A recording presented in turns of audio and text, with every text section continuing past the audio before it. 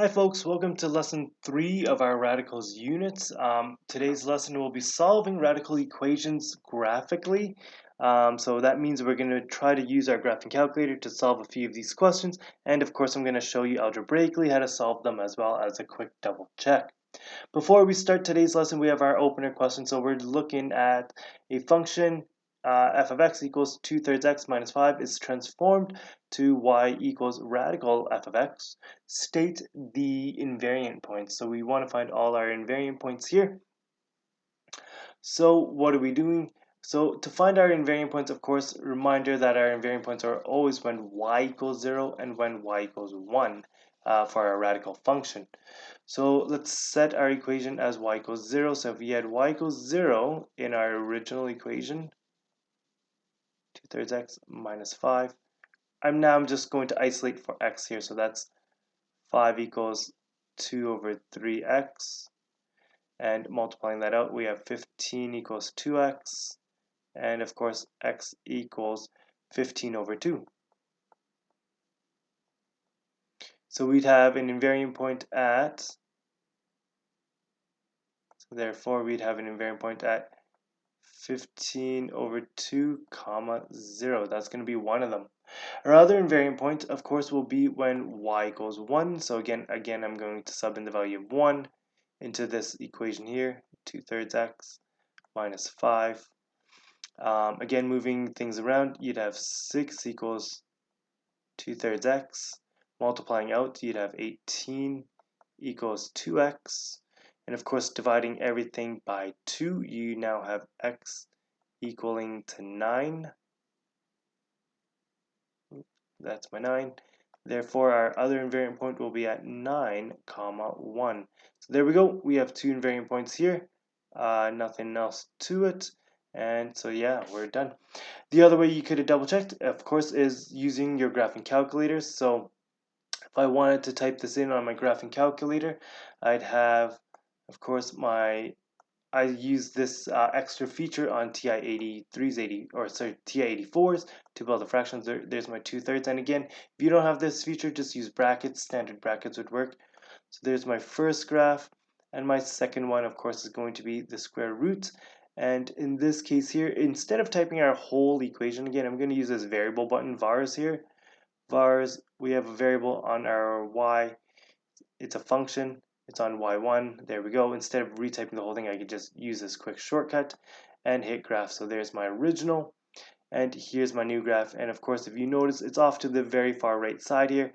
We only have two invariant points because we're only crossing at 0 and at 1. There's only two of them there. Here on the bottom of this page here, it's going to show you steps on how to solve these equations algebraically. So these are steps that you do want to try to follow as best as you can. And so let's talk about them. So you want to isolate the radical by moving it all to one side, moving all constants to the other side of the equal sign. You want to state a restriction. So again, that's only things under the radical. Only anything under the radical has a restriction. We'll talk about that in these next examples. Square both sides, simplify, solve by factoring or the quadratic formula, whichever one you use is perfectly fine. Both will get you to the same answer. And check for extraneous roots. So these are answers that you'll see when solving algebraically, but you will not see when solving graphically. So for this very first example here, what I want to do is quickly rewrite example 1a, and I want to get x to the other, or sorry, I want to get the radical by itself by moving that 2 to the other side with x. So here I'm going to start off by rewriting it as square root of x plus 10. And all of this is equal to now x minus 2. So I have an equation here on the left, equation here on the right. This one here on the left, there's only a radical left over that I do want to kind of deal with. I want to do this part right here, state restrictions. And so restrictions are only on any radical that you see. Because we know if you graph this out, and we will solve by graphing as well, we know that if you graph this out, you'll end up with the following. Oops, there we go. So the first one here on the left is square root of x plus 10. And I just want to start here by graphing this one here, just to let you guys see what it looks like. And there we go. There's my radical graph. So it's starting, this is our square root of x plus 10. So again, plus 10 means we shifted it 10 to the left. So we have a restriction here. And before I graph the other piece, let's talk about restriction. Restriction meaning what can x be to satisfy this equation, to make this equation? Well, x has to be greater than or equal to negative 10. If you were at negative 11, we wouldn't have a graph there. And again, there you go, there's my graph. At negative 11 here, there's no graph there, so we do have restriction. Our graph only exists between negative 10 going positive. So off to the side here, I'm going to quickly jot down a restriction.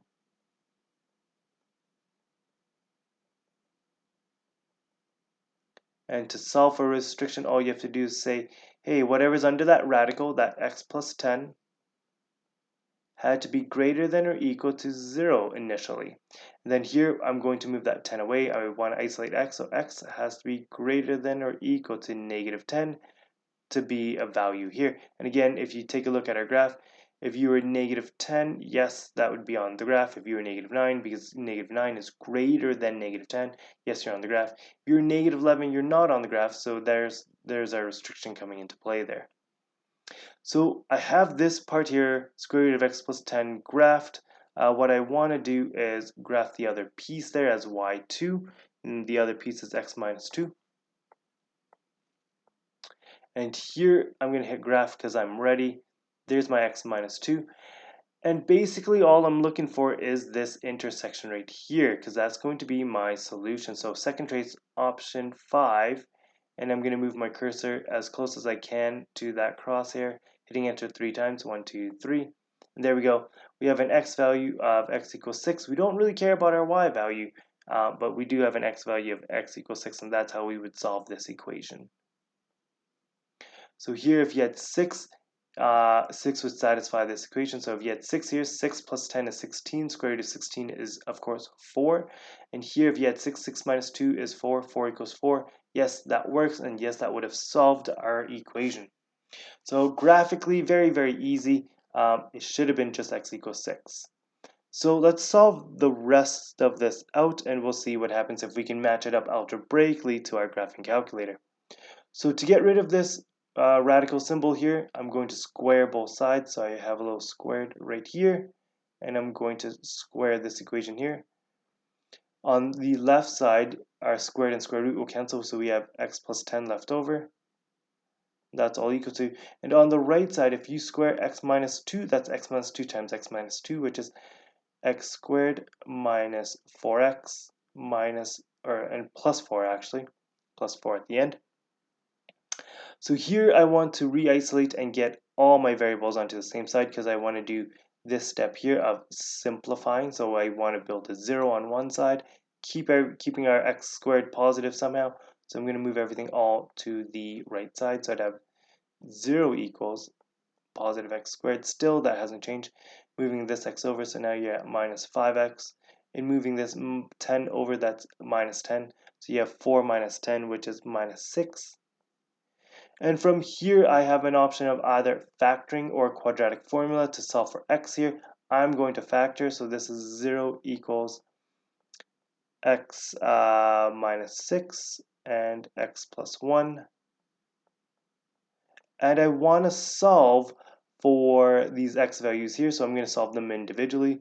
So I set x minus 6 equals 0, and then this x plus 1 to also equal 0, solving for x on both sides. So you have x equals positive 6, x equaling negative 1 here. And of course, we know that when we checked on our graphing calculator, we had an x equals positive 6. So here, this is definitely a solution. So I'm going to put a box around it because it's definitely one of our solutions here. But here, x equals negative 1. If you take a look at our graph here, x equals negative 1. Negative 1's right here. It's not crossing on our graph here. So therefore, this x equals negative 1 is not a solution. So it's what we call extraneous. And I'll write that in red. So it's part of our algebraic solution here, but it's not part of our graphical solution, so it's going to be called an extraneous roots.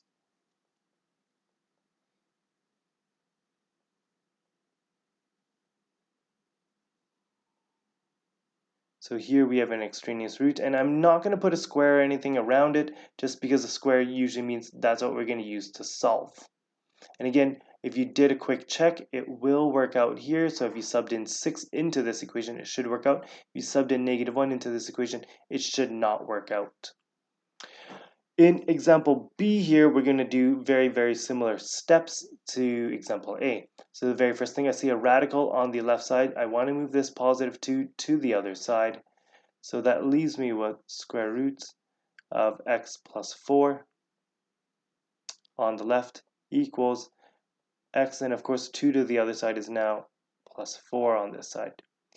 Here I have both equations, and again I'm going to go straight to my graphing calculator to see what it's going to look like first. So I have x plus 4, square root of x plus 4, and the other side was x plus 4. I'm ready to hit graph. Once I'm ready, I hit graph. There we go. I see this section here. Potentially we might have two answers here, so let's zoom in a bit closer. So I'm going to go to zoom in, and I'm going to move my cursor just slightly over, and I want to take a look right around this section here. So there's my radical, and if you notice that our other line, so we have our radical in blue and our line here in red, we do have two interceptions there, so one right here and one right here. So we're definitely going to end up with two answers. So let's take a look at what they are. So second trace, option 5. I'm going to figure out this one right here. Hit enter 3 times. So we should have an x value of -3 and definitely an x value of -4 as our answers. So again, we have two answers. I'm looking for -3, -4 for x. Let's see if we can match it up algebraically. Here, of course, my next step will be to square both sides to get rid of that radical symbol. On the left, we're left with x plus 4. And on the right, if you squared x plus 4, so that's the same thing as x plus 4 times x plus 4, that's now going to get us x squared. 4x and 4x makes 8x. And 4 times 4 is going to make 16. Again, I see a positive x squared, moving everything all to the right side. I have 0 equals x squared.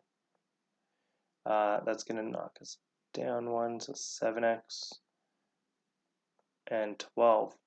Things that multiply to 12 and adds to 7, I know, but from factoring, it should be 4 and 3.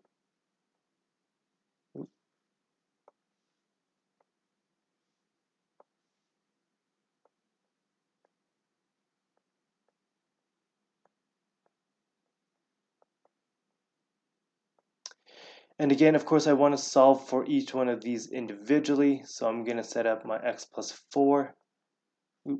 X, and I'm missing my addition symbol. So x plus 4 equals 0. And my x plus 3 equals 0. Solving for x for each one. So I have x equals -4 and x equaling -3. And again, both of these were coordinates on our graphing calculator at -3 and at -4. They both intersected, so both of these will be solutions. So I'm going to put a box around both, signifying that these will work out in our answer. And of course, if you ever want to check your answer, please just simply substitute your two x values back into the original equation and it should balance out. And again, it says solve and check. I haven't shown a check, but again, you should plug these values back in. I'm just going to plug in -4 into this equation here because I know absolutely that this is right. So if I had -4 here, that's -4 plus 4 is 0. Square root of 0 is still 0. And on this side here, -4 plus 4 is 0. So that works out. We have 0 equals 0. That works. And -3, if you plug that in, that's -3 plus 4. That's 1. Square root of 1 is 1 on the left. And -3 plus 4 is -1. So you have, or sorry, +1. You have +1 there, +1 here. And again, both would work out. So both satisfy our conditions. The one question we didn't answer was restrictions, and again, restrictions are right here. Once you have that radical by itself, we would have a restriction of x plus 4 had to be greater than or equal to 0. And of course, getting that x by itself, moving that 4 away, so that x had to be greater than or equal to -4. And of course, our two answers down here were both equal to -4 and greater than -4. So it satisfies our restriction as well. In part C here, part C has already been isolated for us, so the radical has already been isolated for us. So the very first thing I'm going to do, graph it on my graphing calculator.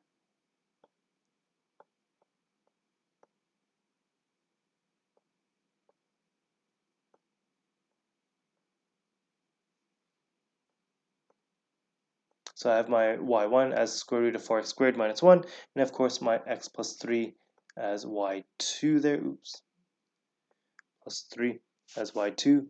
Once I'm ready, I'm going to hit graph, and of course I don't see anything, so I probably want to change my window setting back to a standard window setting. So there's my two lines, my two graphs, and I want to find the solution for both. So second trace option 5, let's find the one on the left first. So going close as I can, hit enter 3 times 1, 2, 3. So I have an intersection. It's going to be an ugly one this time. So we have decimals. So most likely I'm going to have to use quadratic formula. So but the first one at least is -1.08 is my first answer. And the second one, of course, let's go second trace option 5 again. Hit enter 3 times 1, 2, 3. And my second intersection is 3.08. So I should have two x values or two x answers there. And again, I'm just going to leave that on the screen because that's basically all we're doing is solving using our graphic calculator, and we should check using algebra. So I'm looking for these two answers here. So let's see what we need to do first. So the very first thing I'm going to do, because it's already been isolated for us, this equation, I'm going to square my left side and square my right side. What do I have left over?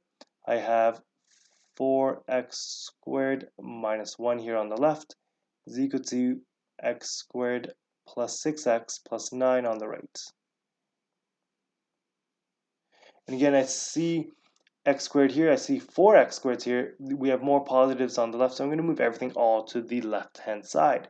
So that leaves me with 3x squared minus 6x minus 10. And all of that is equal to 0.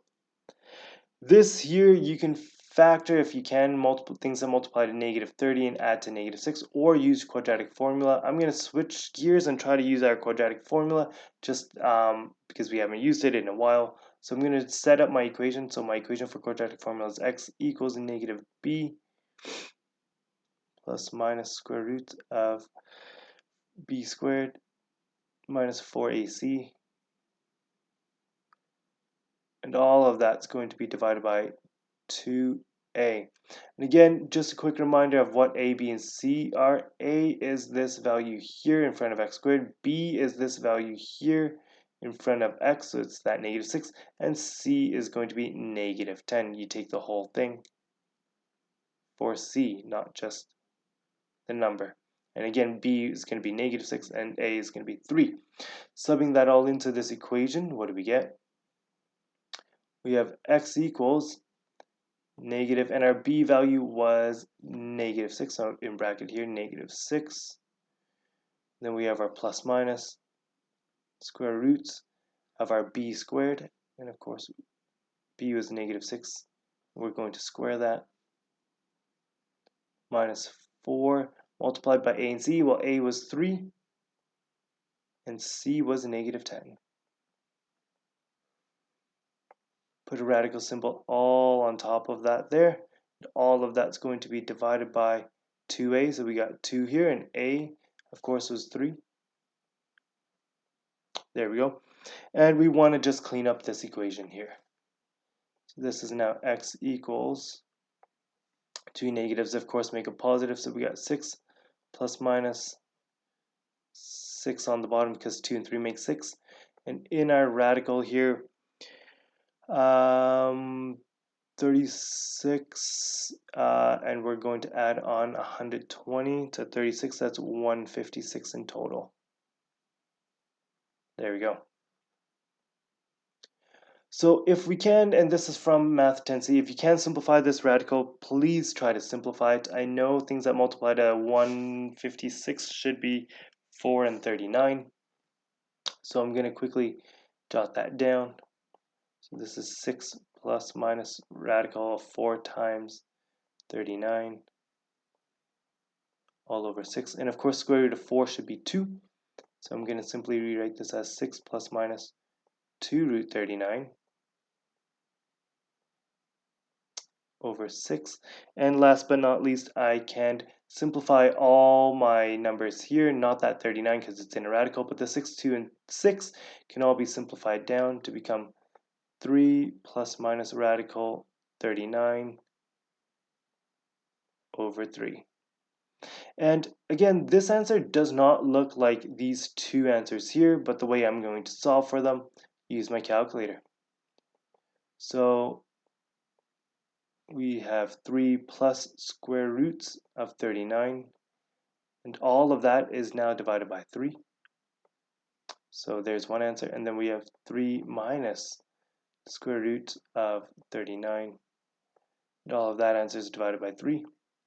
And here you go, you have your 3.08, and that matches up with the second graph here.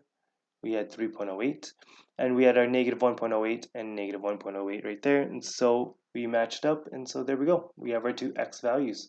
So x should equal, if you ever want to write it out, and I was missing an x there, and finally I should write down x equals, so you'd have 3 plus root 39